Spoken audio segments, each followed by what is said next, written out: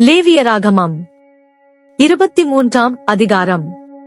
பின்னும் கர்த்தர் மோசேயை நோக்கி, நீ இஸ்ரவேல் புத்திரரோடே சொல்ல வேண்டியது என்னவென்றால், சபை கூடி வந்து பரிசுத்த நாட்களாக ஆசரிக்கும்படி நீங்கள் கூற வேண்டிய கர்த்தருடைய பண்டிகை நாட்களாவன. 6 நாளும் வேலை செய்ய வேண்டும். 7ஆம் நாள் பரிசுத்த சபை கூடுதலான ஓய்வு நாள். அதில் ஒரு வேலையும் செய்ய வேண்டாம். அது உங்கள் வாசஸ்தலங்களிலெல்லாம் கர்த்தருக்கென்று ஓய்ந்திருக்கும் நாளாயிருப்பதாக. சபை கூடி வந்து பரிசுத்தமாய் ஆசரிக்கும்படி நீங்கள் குறித்த காலத்தில் கூற வேண்டிய கர்த்தரின் பண்டிகைகளாவன. 1ஆம் மாதம் 14ஆம் தேதி அந்த நேரமாகிற வேளையிலே கர்த்தரின் பஸ்கா பண்டிகையும், அந்த மாதம் 15ஆம் தேதியிலே கர்த்தருக்கு புளிப்பில்லா அப்ப பண்டிகையுமாயிருக்கும். 7 நாள் புளிப்பில்லா அப்பங்களை புசிக்க வேண்டும். 1ஆம் நாள் உங்களுக்கு பரிசுத்தமான சபை கூடுதல். அதிலே சாதாரணமான யாதொரு வேலையும் செய்ய வேண்டாம். 7 நாளும் கர்த்தருக்கு தகன பலியிட வேண்டும். 7ஆம் நாள் பரிசுத்தமான சபை கூடுதல். அதில் சாதாரணமான யாதொரு வேலையும் செய்யலாகாது என்று சொல் என்றார். பின்னும் கர்த்தர் மோசேயை நோக்கி, நீ இஸ்ரவேல் புத்திரரோடே சொல்ல வேண்டியது என்னவென்றால், நான் உங்களுக்கு கொடுக்கும் தேசத்தில் நீங்கள் போய்ச் சேர்ந்து அதன் வெள்ளாண்மையை அறுக்கும்போது உங்கள் அறுப்பின் முதற்பலனாகிய ஒரு கதிர்க்கட்டை ஆசாரியனிடத்தில் கொண்டு வர கடவீர்கள். உங்களுக்காக அது அங்கீகரிக்கப்படும்படி ஆசாரியன் அந்த கதிர்க்கட்டை ஓய்வு நாளுக்கு மறுநாளில் கர்த்தருடைய சந்நிதியில் அசைவாட்ட வேண்டும்.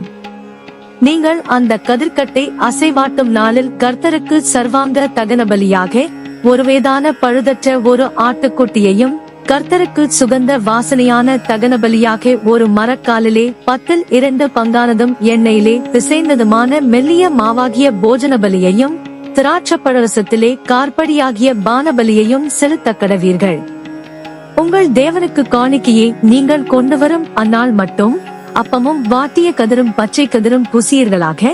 இது உங்கள் வாசஸ்தலங்களிலெல்லாம் உங்கள் தலைமுறை தோறும் செல்ல வேண்டிய நித்திய கட்டளை.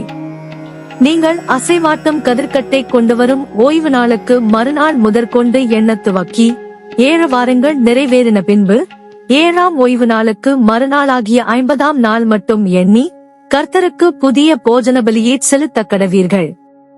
நீங்கள் ஒரு மரக்காலிலே 10 பங்காகிய மெல்லிய மாவிலே புளிப்பாக பாகம் பண்ணப்பட்ட அசைவாட்டும் காணிக்கையாயிருக்கிற 2 அப்பங்களை உங்கள் வாசஸ்தலங்களிலிருந்து கர்த்தருக்கென்று முதற்பலனாக கொண்டு வந்து, அப்பத்தோடே கூட கர்த்தருக்கு சர்வாங்க தகன பலியாக ஒரு வயதான பழுதற்ற 7 ஆட்டுக்குட்டிகளையும், ஒரு காளையையும், 2 ஆட்டுக்கடாக்களையும் கர்த்தருக்கு சுகந்த வாசனையான தகன பலியாக அவைகளுக்கு அடுத்த போஜன பலியையும் பான பலிகளையும் செலுத்தி, வெள்ளாடுகளில் ஒரு கடாவை பாவ நிவாரண பலியாகவும், ஒரு வயதான 2 ஆட்டுக்குட்டிகளை சமாதான பலியாகவும் இடக்கடவீர்கள்.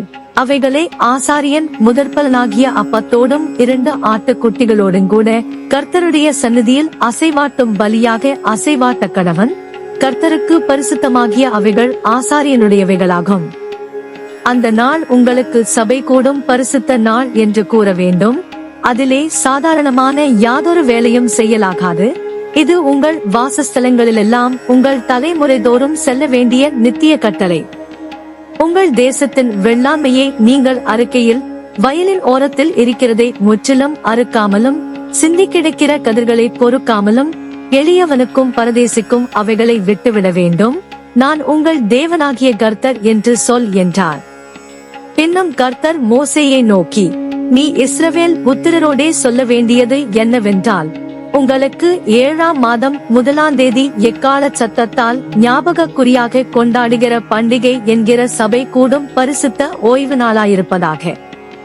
அதிலே சாதாரணமான யாதொரு வேலையும் செய்யாமல் கர்த்தருக்கு தகன பலி செலுத்த வேண்டும் என்று சொல் என்றார்.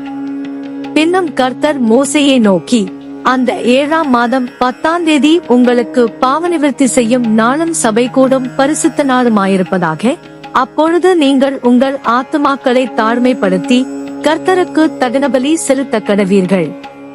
அந்த நாள் உங்கள் தேவனாகிய கர்த்தருடைய சந்நிதியில் உங்களுக்காக பாவநிவர்த்தி செய்யப்படும் பாவ நிவாரண நாளாயிருக்கிறபடியால் அதிலே யாதொரு வேலையும் செய்ய வேண்டாம்.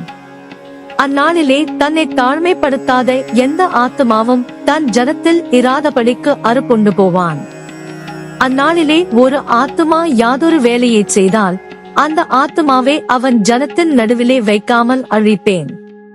அதில் நீங்கள் எந்த வேலையும் செய்யாதிருப்பது உங்கள் வாசஸ்தலங்களிலெல்லாம் உங்கள் தலைமுறை தோறும் செல்ல வேண்டிய நித்திய கட்டளை. அது உங்களுக்கு விசேஷித்த ஓய்வு நாள். அதில் உங்கள் ஆத்துமாக்களை தாழ்மைப்படுத்த வேண்டும். அந்த மாதத்தின் 9ஆம் தேதி சாயங்காலம் துவக்கி மறுநாள் சாயங்காலம் மட்டும் உங்கள் ஓய்வை ஆசரிக்க கடவீர்கள் என்றார். பின்னும் கர்த்தர் மோசேயை நோக்கி, நீ இஸ்ரவேல் புத்திரரோடே சொல்ல வேண்டியது என்னவென்றால், அந்த 7ஆம் மாதம் 15ஆம் தேதி முதல் 7 நாள் அளவும் கர்த்தருக்கு ஆசரிக்கும் கூடார பண்டிகையாயிருப்பதாக. முதலாம் நாள் சபை கூடும் பரிசுத்த நாள். அதிலே சாதாரணமான யாதொரு வேலையும் செய்யலாகாது. 7 நாளும் கர்த்தருக்கு தகனபலி செலுத்த கடவீர்கள். 8ஆம் நாள் உங்களுக்கு சபை கூடும் பரிசுத்த நாள். அதிலே கர்த்தருக்கு தகனபலி செலுத்த கடவீர்கள். அது ஆசரிக்கப்படும் நாள். அதிலே சாதாரணமான யாதொரு வேலையும் செய்ய வேண்டாம். நீங்கள் கர்த்தருடைய ஓய்வு நாட்களில் செலுத்துவதும் தவிர, நீங்கள் கர்த்தருக்கு படைக்கிற உங்கள் எல்லா காணிக்கைகளும் பொருத்தனைகளும் உற்சாக பலிகளும் தவிர, நீங்கள் அந்தந்த நாளுக்கு தக்கதாய் கர்த்தருக்கு சர்வாங்க தகனபலி, போஜனபலி, இரத்தபலி, பானபலி முதலானவைகளை செலுத்தும்படி சபை கூடி வந்து பரிசுத்தமாய் ஆசரிப்பதற்காக நீங்கள் கூற வேண்டிய கர்த்தருடைய பண்டிகைகள் இவைகளே. நிலத்தின் பலனை நீங்கள் சேர்த்து வைக்கும் 7ஆம் மாதம் 15ஆம் தேதி முதல் கர்த்தருக்கு பண்டிகையை 7 நாள் ஆசரிக்க கடவீர்கள். முதலாம் நாளிலும் ஓய்வு, 8ஆம் நாளிலும் ஓய்வு. முதல் நாளிலே அலங்காரமான விருட்சங்களின் கனிகளையும் பேரீச்சின் ஓலைகளையும் தழைத்திருக்கிற விருட்சங்களின் கிளைகளையும் ஆற்றலரிகளையும் கொண்டு வந்து உங்கள் தேவனாகிய கர்த்தருடைய சந்நிதியில் 7 நாளும் மகிழ்ச்சியாயிருங்கள். வருஷந்தோறும் 7 நாள் கர்த்தருக்கு இந்த பண்டிகையை ஆசரிக்க கடவீர்கள். இது உங்கள் தலைமுறை தோறும் செல்ல வேண்டிய நித்திய கட்டளை. 7ஆம் மாதத்தில் அதை ஆசரிக்க வேண்டும். நான் இஸ்ரவேல் புத்திரரை எகிப்து தேசத்திலிருந்து புறப்பட பண்ணின போது அவர்களை கூடாரங்களில் குடியிருக்க பண்ணினதை உங்கள் சந்ததியார் அறியும்படிக்கு 7 நாள் கூடாரங்களில் குடியிருக்க கடவீர்கள். இஸ்ரவேலில் பிறந்தவர்கள் எல்லாரும் கூடாரங்களில் வாசம் பண்ண வேண்டும். நான் உங்கள் தேவனாகிய கர்த்தர் என்று சொல் என்றார். அப்படியே மோசே கர்த்தருடைய பண்டிகைகளை இஸ்ரவேல் புத்திரருக்கு தெரிவித்தான்.